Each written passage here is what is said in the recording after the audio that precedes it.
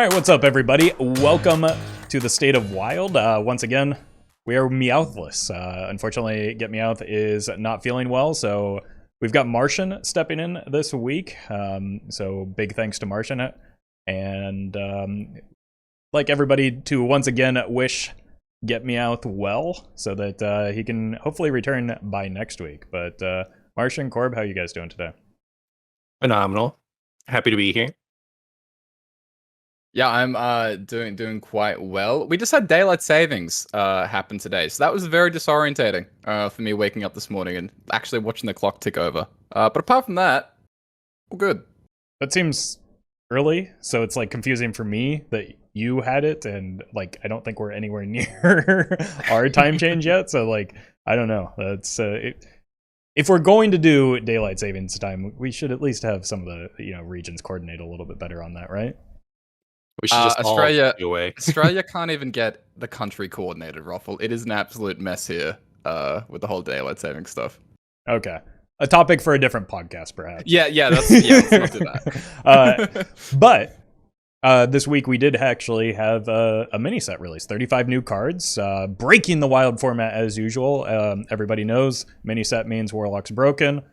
So let's talk about some other classes that actually got good decks instead. First up, I think, is the one that I'm sure Corb is ready to talk about in great detail, having finished rank 1 legend with the deck, and it's Beast Hunter, which got a couple of new additions, or at least one really, really quite solid addition that the deck was doing real well before the mini set, in particular after the buff to Harpoon Gun, and hasn't really lost much momentum. In fact, gained quite a bit from the mini set. So, you want to share your thoughts on that one, Corb? Yeah, I'd say the deck's at least average. No, the Beast Hunter seems completely broken to me. It was like as the days were going past with the mini set release, I was saying that every deck just kept on getting deleted one by one until it was just Beast Hunter that was left, and that was the only thing that I was playing for the last like 24 hours. Shadehound is so broken, man. Like in that deck, it feels so good. It's just another huge payoff for the Harpoon Gun. It kind of just shores up a lot of the late game stuff. So I don't know. I've had so much fun playing this deck, not just like with the mini set, but for a while now.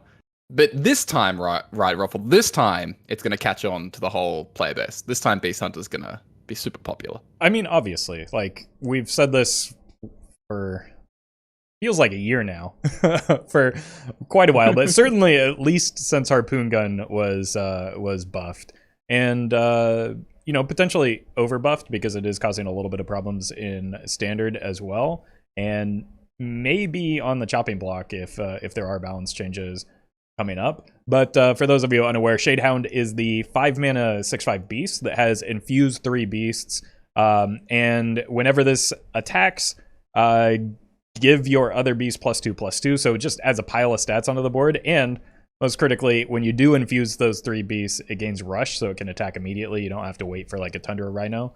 It turns your alley cats, tingers into legitimate threats, and because you dictate attack order, you can attack with it, buff your entire board for basically like an Arbor Up type thing, and then just go face with it. It's like it's Arbor Up on a body that's repetitive potentially, so it can get out of hand really, really quickly. So much so that people are like trying Renethal in the deck. They're putting the Saviors of Oldham Quest in the deck and still winning games of Hearthstone. Like Beast Hunter is I think you're right. It's feeling pretty broken right now, and Harpoon Gun was already doing a lot of that, but now Shadehound is another really high value hit off of that card, which I think it was missing a little bit. Martian, have you had a chance to try it out yet?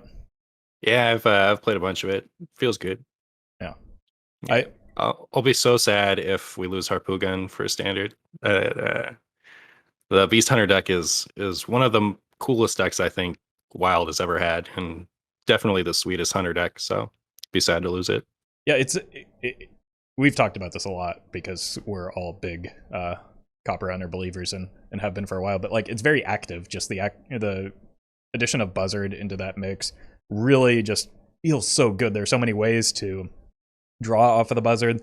There's so many like nuanced decisions that are made, more so than just like your typical aggro deck where, you know, play C card, play card, you hold resources a lot and then kind of turn up the heat in important turns. And yeah, it's always one of my favorite decks to play, but like incredibly unpopular. And even when I make videos on it, like the videos just absolutely bomb. And so it's just like people just don't like this deck for whatever reason. But I don't know. Are we playing a different game? You're drawing in a bunch of cards. You're shooting a bunch of damage at your opponent's face. What's not to like about it? I just don't get it. I can't stop playing the deck even though the videos bomb. Yeah, it's a good deck. It's super well rounded. I think it's fun. You draw your whole deck, like you do a little bit of mana cheating. You have just like flexible ways of winning with the OTK stuff. Like I don't know. I love Beast Hunter, but for some reason it just must not be appealing to large sections of the player base, because you know people are flocking to different decks with the mini set release. But yeah, Hunter is probably going to be getting hit. I think Beast Hunter in Standard has something like a 56-57% win rate at top Legend right now. And so that's pretty good. And they're gonna probably. It's hard to say exactly what they'll be nerfing, but like Beast Hunter is definitely going to be one of the decks that is going to hit.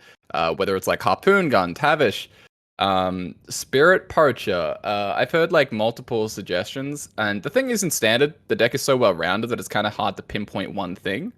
But it does seem likely that like Pet Collector and Harpoon Gun, they might revert those buffs that they gave them, which in hindsight are looking pretty extreme. Spirit Poacher is really good in Standard. Yeah, it's still pretty solid for that deck because they don't have a ton of early game options, and so I've heard the idea of floating it back down to a 2/1. But yeah, I think that there are probably a lot of cards that could get toned down that would, reduce the power level of the deck, because I mean the whole Wild Seeds package is still very strong.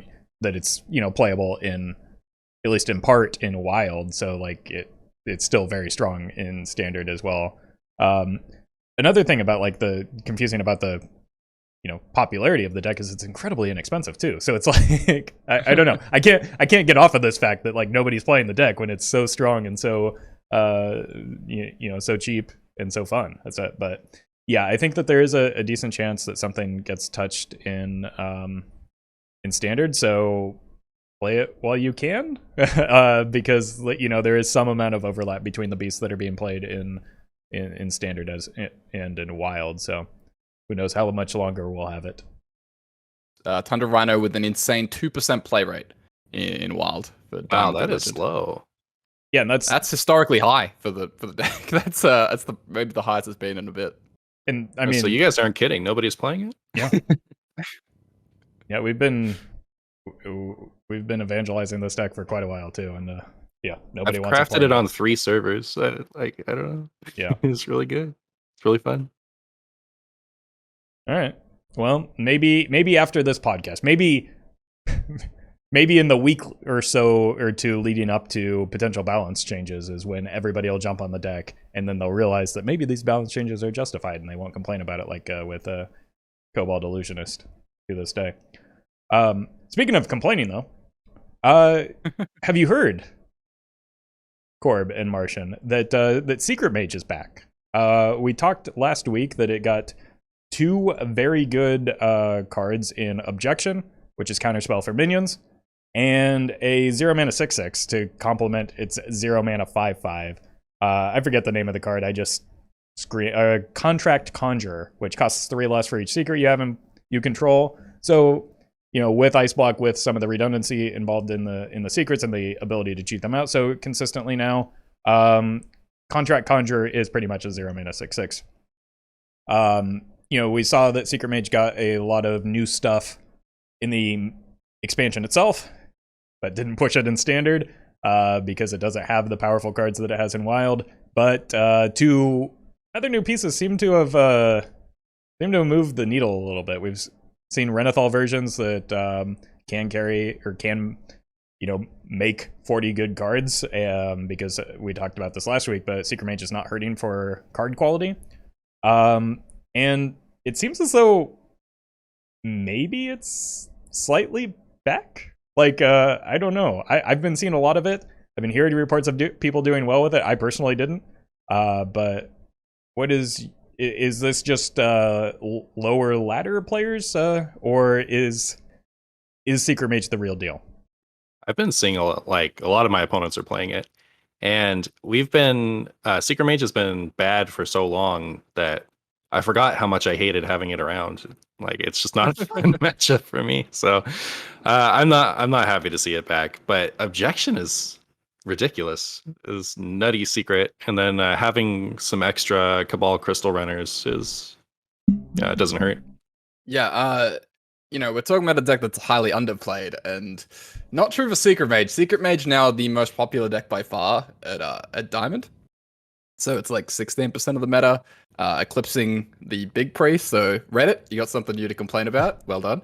And even at Legend though, like Secret Mage is still the most popular deck. Like it's still like 13% of the format. I saw a ton of Mage in the games that I played. Now some of those were Quest Mages, but at a conservative estimate, I would say the same thing, like 12-13% of High Legend. So it's one of the most popular decks and the most popular deck, at Diamond and Legend as a whole. So in that sense, yeah, it's back. It's absolutely back. The deck win rate looks really good. Whether it's meant to be Renathal, non-Renathal, they both look pretty solid, like both approaches. And I think it's a little bit like it has to be like one will get favored, right? Like eventually it feels like one has to eat the other. And I'm not sure which one that will be, but both seem very solid right now. I think Renathal is a card that maybe success rate and statistics won't actually change the play rate all that much. People are just going to jam 40 cards on their deck, or some people rather are just going to jam 40 cards on the deck, and others are not. Like it was the whole conversations around Renathal both before and after he was released, when we were trying to evaluate how strong he is. There are clear biases by the player base that we're going to kind of cloud that decision, and I think that'll continue for quite a while, maybe even throughout the course of Hearthstone, unless he's changed to be significantly weaker, and now, like Martian said, with Objection to be a little bit redundant with something like Explosive Runes, as well as Contract Conjurer to be redundant with Cabal Crystal Runner, like it has so much redundancy, you almost don't even notice the lack of or the lack of consistency in the 40 card version all that much. I think that there's one element that was Secret Mage was already suffering from that would make the Renathal version worse, and that's the Cabal Lackey. Like, you can't run 4 of those, and you wanted to do that already. So, like, not getting the turn 1 that much more often, maybe. But otherwise, I feel like I have had no success with the 30 card version. 40 card version seems all right. So that's just been my experience. I can assure you that the Reno version is quite bad. That's the only experience I have. Don't play the Reno version. Get Meow's not here to argue that like he did Pirate Warrior, so we'll just be clear, don't do it. But yeah, I've been seeing, I think, a little bit more 40 card version, but again, I just assumed that was at my my rank band, which tends to be a little bit lower. I think, yeah, you make a good point about the Cabal Lackey, because missing turn 1 is really easy to do in a 30 card version, and it's really rough on the deck in certain matchups if it can't do that. It's almost like you're almost praying for the coin just so that you can get one of your many 2-drops down and start getting ahead, because basically new 2-drop from Nathria is essentially another your 4th Lackey, but you need the coin in order to make it so. But yeah, I'm surprised to hear the popularity increase so much. Not because of its I'm surprised by its success. We talked it was going to get better. It was just a matter of whether it was going to be enough better. It's just I didn't think like a bunch of people were waiting in the wings for Secret Mage to be good again. Especially since it feels as though the Big Priest matchup has flipped a bit in favor of the Big Priest. That used to be one of the reasons to play Secret Mage, is that you could, just counter their Shadow Essences, but now that's, happening a little less frequently because you're maybe not getting your secrets or the specific secrets that you need online in time because your 40 card version, or just like the fact that Illuminate hits Shadow Essence, like nothing's beating that. So, and just on top of that, like Secret Mage isn't and never really has been the all-out burn deck that people or inexperienced players seem to think it is. Like, you need to get that minion damage through early, or you're not going to win the game. And if your opponent hits Blood of Gahoons, or even clears your board with Neptulon, you're not getting enough minion damage through to finish with like what minimal burst the deck now runs. Yeah, I think Big Priest is probably actually one of its weaker matchups. So it is kind of funny. As for like the people that were waiting in the wings for it, I think that like decks like Big Priest and Secret Mage almost have this like mythical aura about them, just because they were very, very good for like multiple eras in Wild. And they were both like so popular at like in their respective eras and metas. That it's kind of like once they come back, people just flock to them. Like it feels like, you know, people are waiting, but it's not really even for just Secret Mage. It's just like waiting for the idea of Secret Mage. It's an oppressive powerhouse. And, you know, it is surprising though a little bit just how much it took off, because the Wild player base is usually a little bit slow to adapt, and for them to immediately come in and be like, you know what, Secret Mage, by far the most popular deck, let's do it after like 3 days. You know what? Good for you, Wild players. good for you guys. The mini set didn't have, like, it had one flashy thing, but apart from that, like, those are the only cards that even seemed like they might be relevant, right? So maybe that has something to do with it. Yeah, that's a good point, actually. I think. Yeah, like I think there's something to what both of you are saying, that it is new shiny thing, but on top of that, like, it is also, I don't know, old shiny thing. I guess, like, it didn't take players long to like jump on the Big Priest train when Neptulon and Illuminate got revealed either, because they're just, like Corb said, people are just like always assuming that deck is strong anyway, and overestimating its success rate and viability. And I think people in the past had been doing that with Secret Mage as well. It's just now maybe they're more right than they were with Big Priest in the past, so players just like jumped on it and then stuck with it because it's familiar as well. All right, next up we have a deck that I'm somewhat surprised to see on this list in Mill Druid. Like, yeah, we knew Due Process was going to be, you know,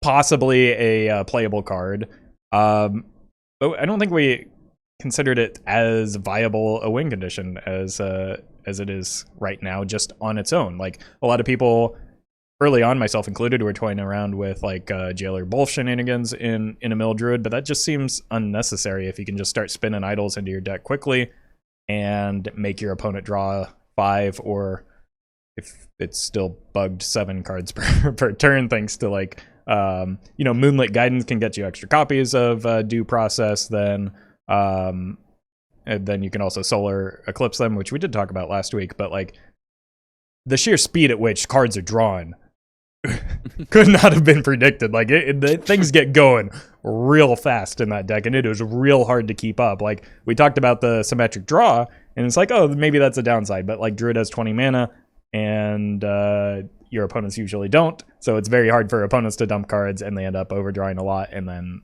their deck's empty and they die. So I don't know how successful this is. It's certainly popular, and seems to be a way to play Druid in Wild. What do you guys think about this one? Insta favorite. Like, that was definitely my favorite thing to come out of the mini set. I've been playing a ton of it.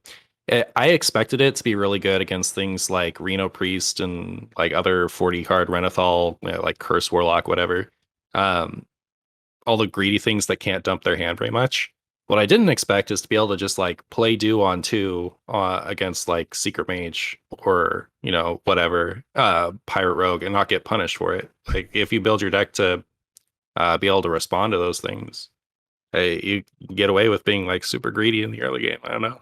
You can still get infinite mana with Floop's Gloop. So like, if you can do that, if you can last long enough to draw into that, which is now easier with Due Process, and just survive long enough to like actually get to that mana number, yeah, it's definitely there's literally no downside to giving your opponent cards if you can just clear their stuff. And yeah, it's been pretty impressive. Yeah, I was like, when we reviewed the card last week, I talked about how conflicted I was that I couldn't tell whether this was like awful or playable, and it was the card that I was most unsure about. That honestly hasn't changed because the card's bugged. Like the card is doubling up. Like I know it's really good right now, but how good is it going to be once they fix the Guff bug? I'm still completely unsure because that's a huge deal, right? Like not having that effect doubled up. Is it 'cause, once you've played Guff? Yeah, it's currently once you've played Guff. So any dudes that have played before the Guff, they get doubled up. However, if you play Dew after the Guff, then it doesn't get doubled up. See, it only seemed to work for me after I'd played Guff and after my opponent switched to a different hero. That's what the reports I was seeing were. Either it's a little bit confusing, and I think that's why it hasn't been immediately fixed, is because it's probably a little difficult to replicate, because even apparently I've heard certain heroes are changing it to certain numbers that like differing numbers, but that just may be like it may be the combination of you playing Guff when you play the due process and then your opponent changing their hero. I think it seems to be like the amalgamation of all the reports that I've heard. So it seems to be very specific to those things coinciding, and because like that's difficult to track over one game, let alone multiple games, like accurate reports of what's actually happening seems to be difficult. Yeah, I haven't, like, most of the time it works as intended for me. Right. But it's like, like every once in a while it'll just do way extra amount of damage or extra amount of burns, and I haven't known what's done it. Yeah, I legitimately won a game because it did it once, and it was the first time it happened, so I like it was on day one, like hour one, and I was just like, why did my opponent just draw 5 cards? That math is not they drew 5, I drew 3. Something about that is wrong. So yeah, it is bugged, and it is definitely speeding things up, but I don't think that alone can account for like the deck's viability. I think it's just like Druid doing Druid things again. It's basically just like, Druid has always sort of been either 30 to 20 cards and then insert your win condition plus, maybe some flex spots as well. So that's been how Druid is since like the Juicy Psych Melon Aviana Kun days. It's just like play good cards, insert your own win condition, and win.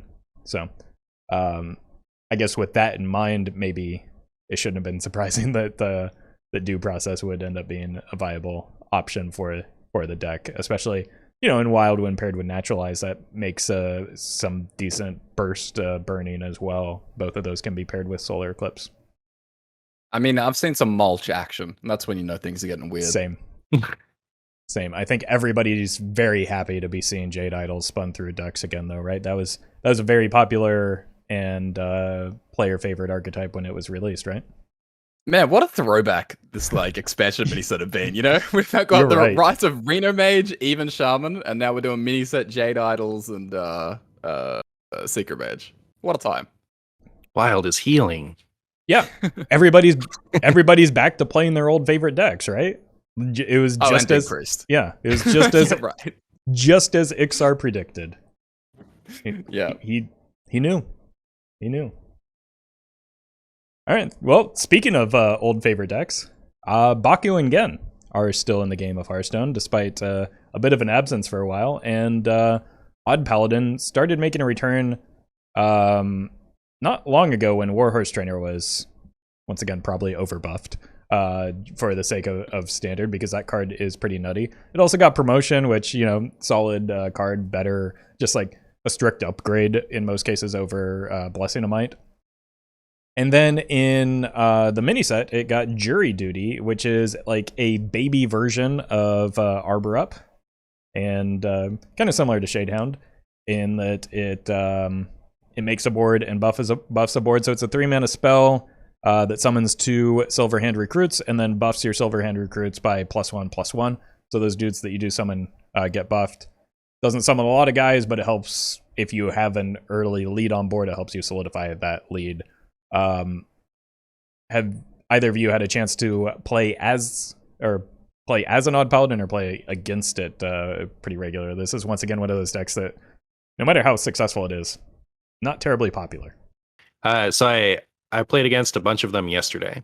The Ryans were out, But I otherwise haven't seen them much. Yeah, I tried it a bit on day one. And it was okay, but I think I quickly moved on to like other stuff. The Secret Mage matchup when they both have Flak Mage and Bartender. Ooh, that's it's not really a fun time, you know. As good as Warhorse is, maybe Warhorse should give the minions +2/+2 is what I'm thinking. How about another round of buffs? No. No. I think I'm into it. I think Flak Mage initially is the card that got introduced as Secret Mage that kind of started pushing Odd Paladin out and started ratcheting because it came out, I think, around the same time as Ancient Mysteries, as well as Flame Ward, and like that's the card that like bullied Odd Paladin out of the lead, and now it's happening again with with Chatty Bartender. But I've had Jury Duty played against me a few times, both in Odd Paladin as well as I've seen a lot of like Westline Paladin popping up recently. I know that it's not like probably a high legend common occurrence, but like somebody did get decent ranks with it, so like that list caught on. But either way, like if you have a hero power that summons 2 dudes, Jury Duty does some decent work in buffing that up. I think we maybe undersold it a little bit last week, just kind of comparing it to the side quest, which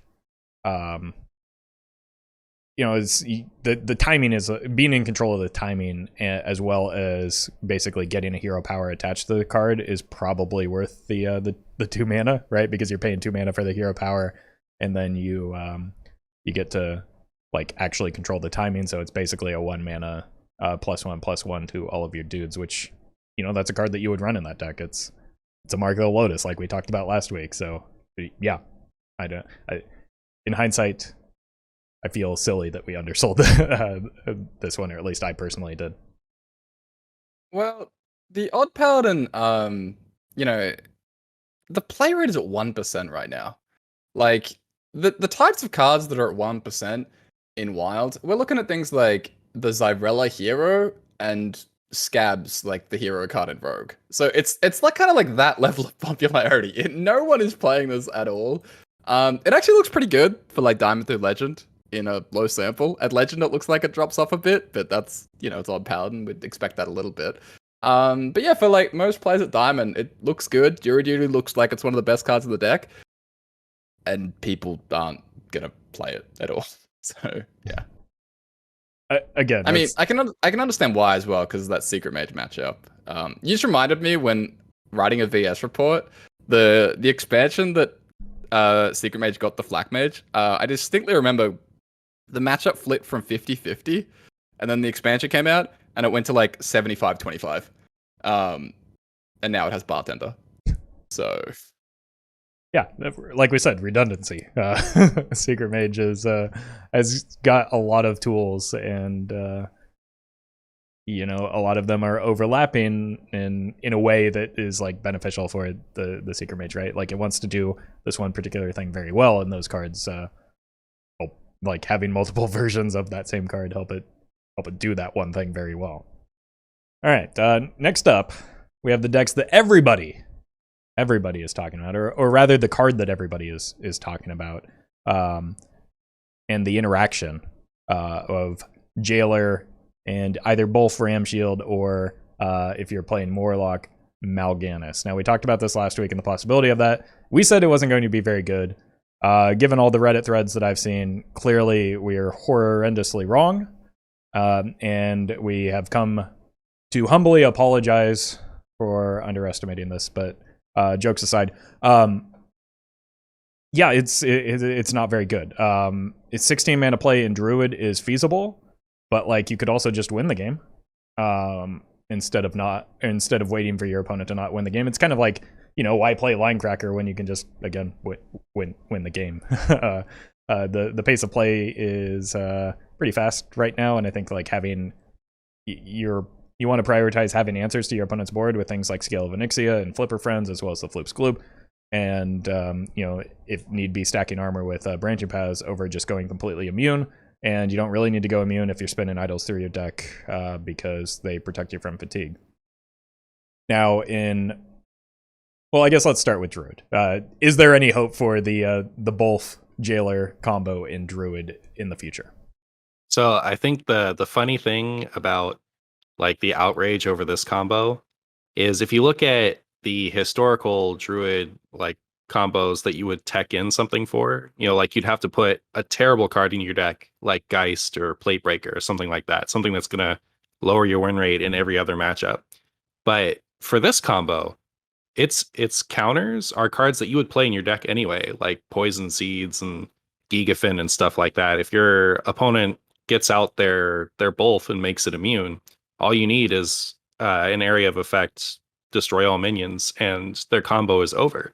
It's like the least toxic, slow, weird combo of all time.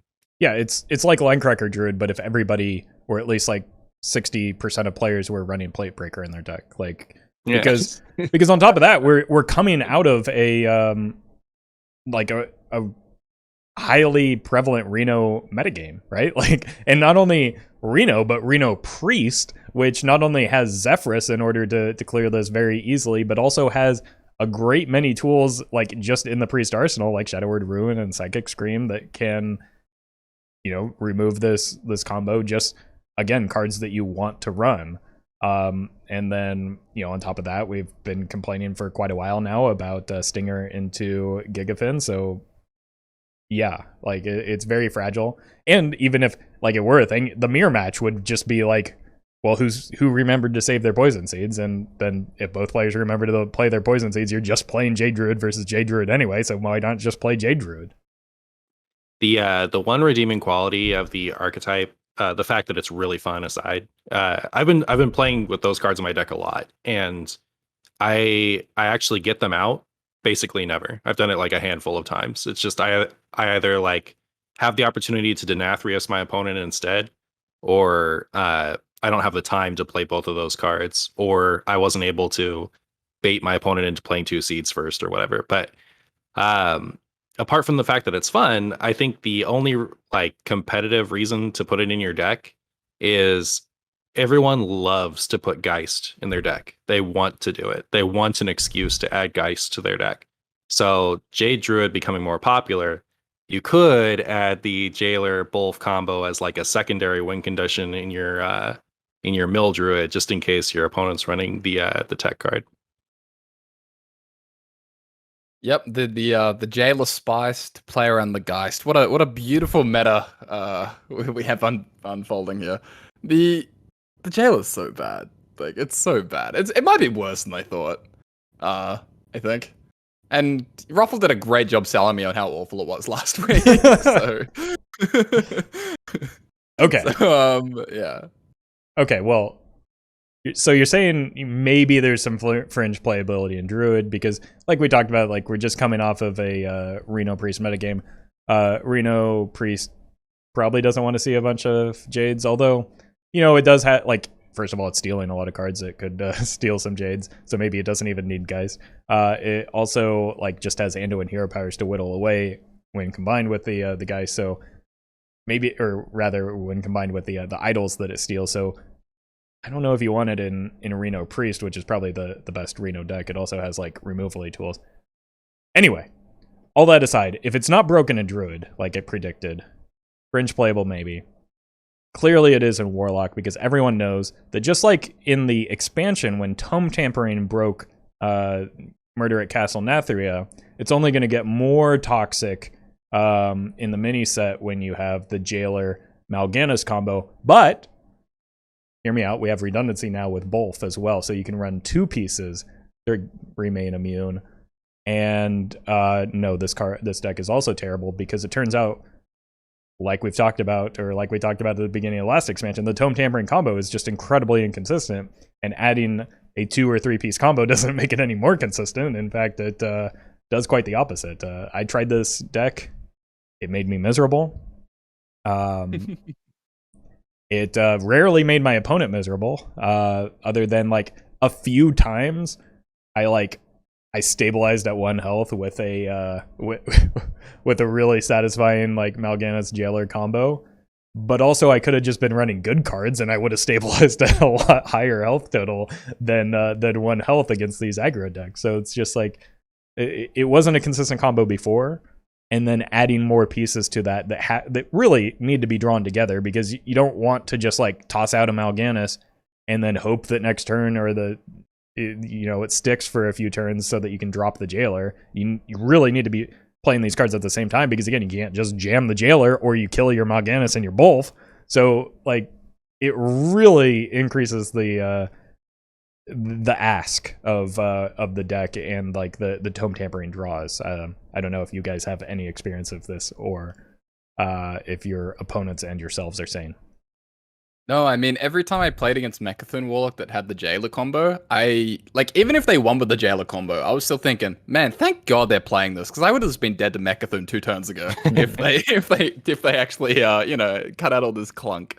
Not to mention, I had a funny game in the mirror where they did the whole Jailer combo, and then I just did the Mechathun combo, and it was like, what are you doing? But yeah, it's I've heard rumors that people think it's okay, sort of ish in the Mechathun Warlock, but I highly doubt it. Like, it doesn't seem very impressive to me. Just mostly playing against it. And so yeah, another expansion goes by.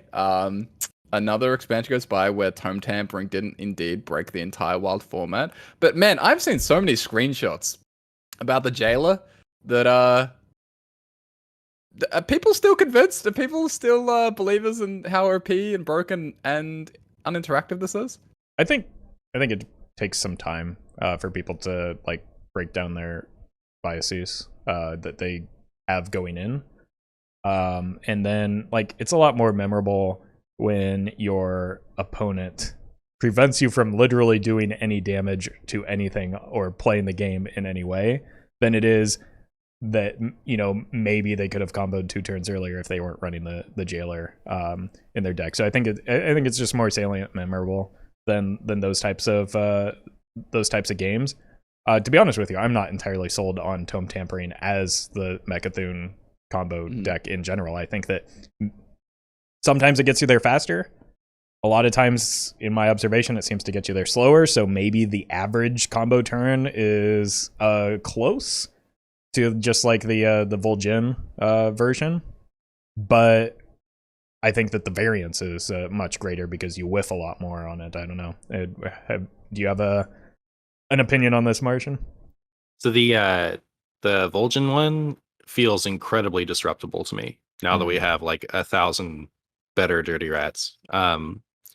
So the draw of the tome tampering one is you can high roll the turbo Mechathun, which I think allows you to go under the tech cards a little bit. That's another problem with the Jailer Bolf combo is you can lose either piece. It's like a combo that you need both pieces, and you can lose either one of them, and then neither like the deck doesn't work anymore. I don't know. And because you have to hold both pieces, or because you have to play both pieces at the same time or near the same time, you're holding both pieces for a long time. So yeah, I've been tortured by Theotar trying to just get some basic YouTube footage with the Jailer and both. So I do think the tome tampering version is better just because it can high roll under the tech cards, but I don't necessarily think that deck is that great either way. Yeah, that's a good point with the it is much more disruptible because like in the past, you know, you were running Phylactery, so Dirty Rat didn't matter. You could like it was sometimes to your benefit if they ratted you out. Theotar comes a lot quicker than Mutanus, so like that can get you in a bad spot a lot easier because they're also with Mechathun there are 2 critical pieces that you theoretically could lose and that would cost you the game in Mechathun and Cataclysm. So you know, like the Jailer both combos very susceptible to Theotar in particular. Last one. Oh yeah. I was gonna say like I get like the whole roasting of the combo because it's not very good, right? But I also understand why people do have this high like grievance with it, just because it is something that kind of looks a bit quote unquote like game breaky, and those things tend to piss people off a lot. Whether it's Quest Mage taking like infinite turns, or some of what we saw with Stealer Warlock. Sort of the idea of like your minions are immune and you also can't kill the hero and the game just kind of getting locked out. Even something like Line Cracker, right? Like these really weird combo decks that sort of break what people's idea of normal Hearthstone is. I get why people get pissed off about that, and it does make for some pretty funny screenshots and things like that. Yeah, I mean, I like those things. Like I think that's cool when they're late. You know, like Stealer happened on like turn 6. That's too early for me. But things like Linecracker, when they happen on turn like 12, 14 or whatever, like I don't care about that. Like that's when it's time to do cool stuff like that. Yeah, no, that's the same point I was going to make. Like you going completely immune is on turns when other decks can just end the game on the spot. Isn't really, like, if anything, that's less toxic because like you have actual answers that we discussed to one of those things. Whereas like if the opponent just ends the game's over. Like, but no, I definitely understand. Like there is something like, I don't know. There's emotional damage being done when you are ahead and then suddenly you cannot play. The game goes on, but you cannot play that game anymore.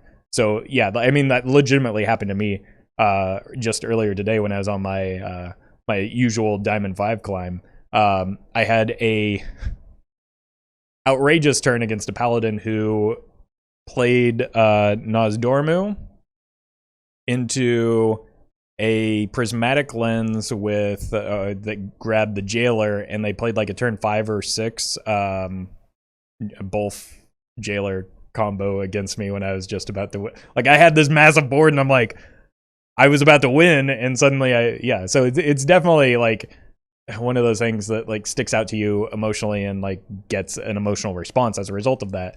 But again, just remind yourself that it's the same thing as the an Exodia combo or a Mechathon combo that just like ends the game on the spot, because you can just leave when that happens. You don't have to let them kill you. So it effectively becomes that.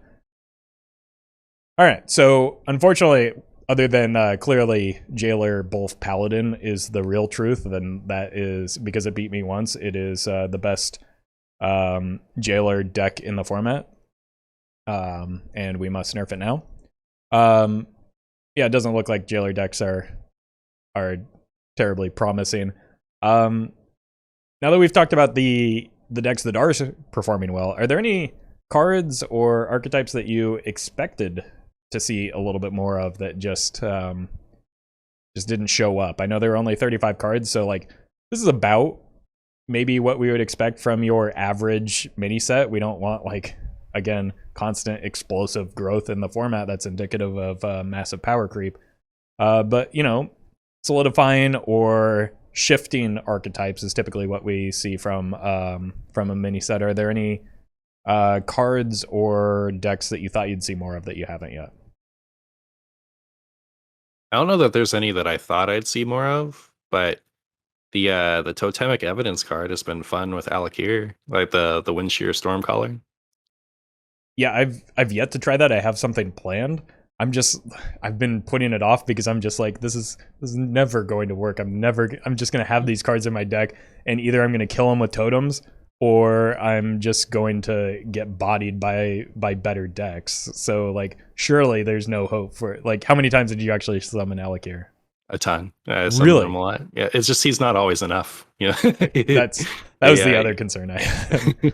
And you do end up like getting ahead on board and just killing your opponent sometimes. So I feel like Totem Shaman, if it gets another card or two sometime soon, maybe that'll be real. But Alakir fun, not necessarily great. Okay, but Totemic Evidence is like clear. It does seem to be a pretty high quality card. You just play it with Anchored Totem. It's nuts.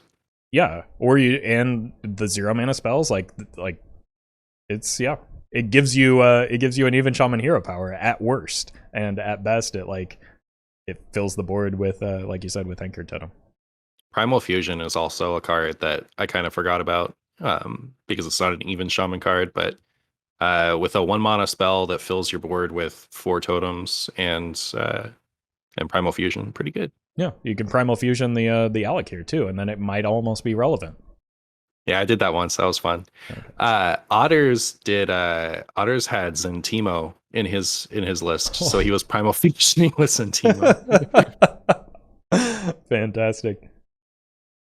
How about you, Corb? Anything that caught you by surprise in terms of not showing up? No, I think the biggest surprise from the mini set is that I'm not surprised. Like usually the mini set does something that you don't expect. And I guess to a little bit, it's like, oh, Secret Mage is like more popular than we might have thought because, you know, even if it's getting a buff, you don't necessarily set a baseline expectation of like, oh yeah, this is going to be the most popular deck in Wild now. And so that's kind of a thing. And it does mean just by itself, like the one deck, if that's all it was, it's still like a pretty impactful set for Wild. But it's very concentrated, right? It's like one thing. The mini set overall, it's a weak mini set, and I think like it's been very low impact in standard, and it's probably even less so in Wild. There are only a handful of cards that we're talking about that are even sniffing remotely relevant play. And a lot of these cards, they don't even seem like they necessarily fit into things like down the road. So, yeah, like I said, I usually anticipate that I'm going to be wrong about card reviews. Like, I think that's a good baseline to have. And so the fact that not a lot looks that worthwhile has been a bit of a shocker. Did in Tides, did we get anything other than Neptulon in Wild? No, but like even Neptulon, I think was a Had a similar big thing. impact, yeah. Yeah, like the big priest. I can have a quick look and see if there's anything that we might be forgetting from Tides. No, it kind of just looks like Neptulon and Clownfish. And that's Oh pretty yeah, much it. Clownfish. That's, Neptulon got Lightning Bloom nerfed finally. Yeah, that's impactful.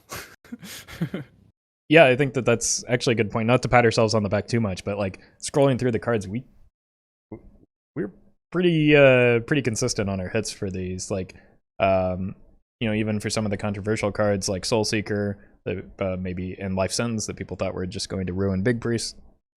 No, that was not likely to happen. Motion Denied, good card, but like maybe even Hunter isn't quite there yet. Very good off of Tavish though. And may have undersold Scribbling Stenographer though, because I think that I saw somebody post that it just turned out to be like the 3rd and 4th copies of Knowles. I don't know how true that is, and you know, maybe it was just somebody high rolling, but there is some possibility there. I don't, for whatever reason, I haven't, like, again, at my ranks, I didn't really see a lot of Miracle Rogue to begin with, but like I haven't seen a single Miracle Rogue, so nobody even seems to be trying it at my rank bands. And yeah, well, I think you brought up a good point, Corb, that a lot of these, like, yeah, we could talk about buffs, but they just seem like cards without homes. Like there's the Warlock spell Arson something. Arson Accusation. Absolutely nutty in the Evenlock mirror. Just like crippling. Yeah. It's insane. That is that is something that Corb brought to our attention last week. And we did kind of consider that absolutely, because there is a handful of those accusation cards, and we all agreed that that was far and away the best one.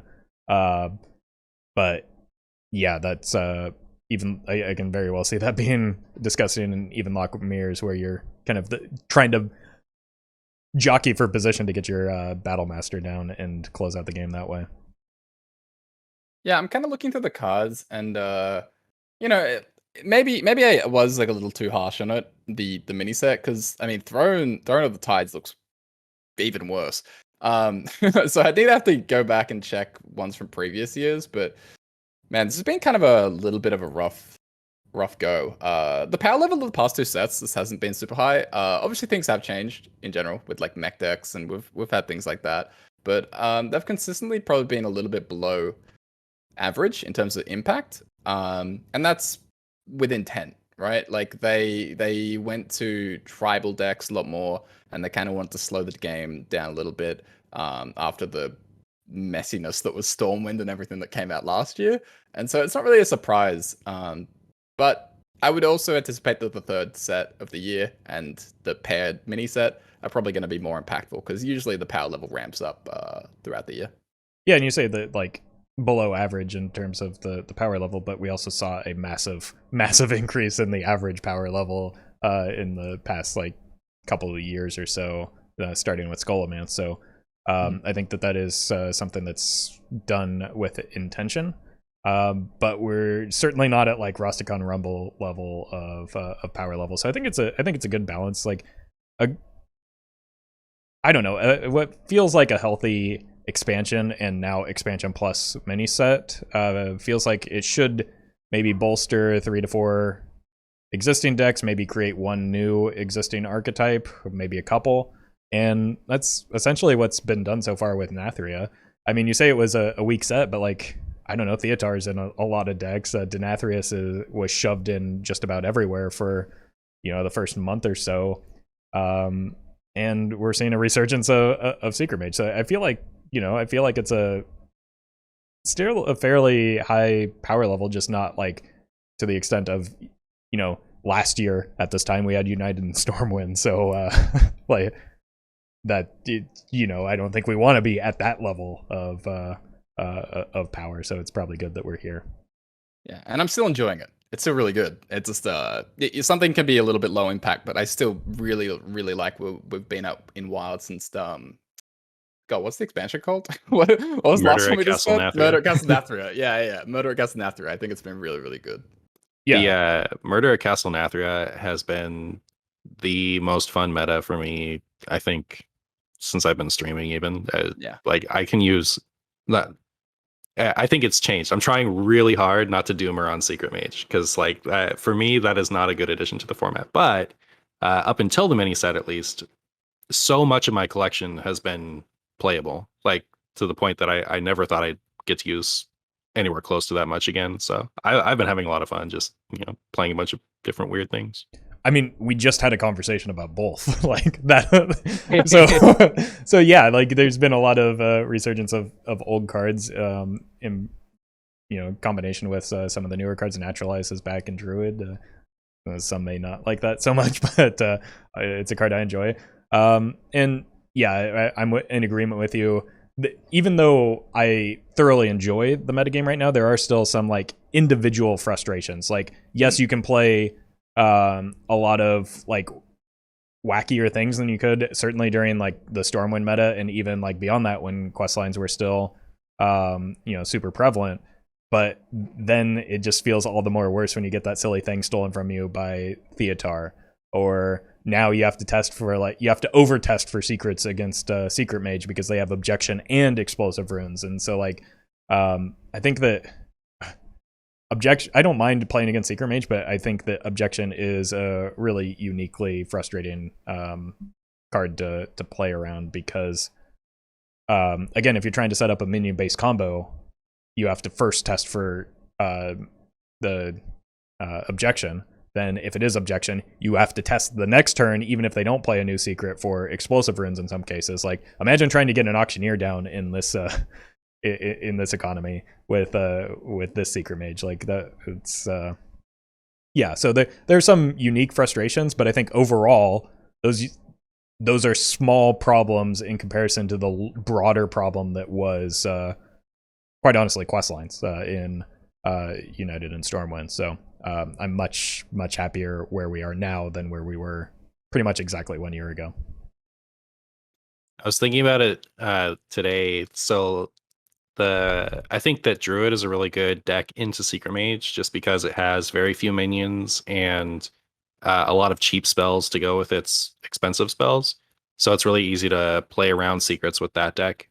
And it got me thinking, like, is the actual best secret tech card not any of the like Eater of Secrets or the new 3-mana 2/5 or whatever that is, but like target dummy, so that you can drop a 0-mana minion to test for objection and then actually play your Reno Jackson or whatever. No, I think hands down the best and only secret tech that you need is Zephrys. Oh, he doesn't do too well into objection. Oh, but yeah, that's okay. Like I'm talking about bad cards you put in your deck for the purpose of Secret Mage, not good cards you run all the time. Okay, well I think you just don't put bad cards in your deck is my opinion on the matter. Unless you have a good reason to be running target dummy that isn't just testing for secrets. I think you don't. Oh, I wouldn't do it anyway. I'm just I'm ranking the bad Secret Mage tech cards. I'm wondering if target dummy is actually up at the top there, better than any of the top down ones. Could be. I mean, I would do Penguin. I think Martian's probably just a little bit cuter.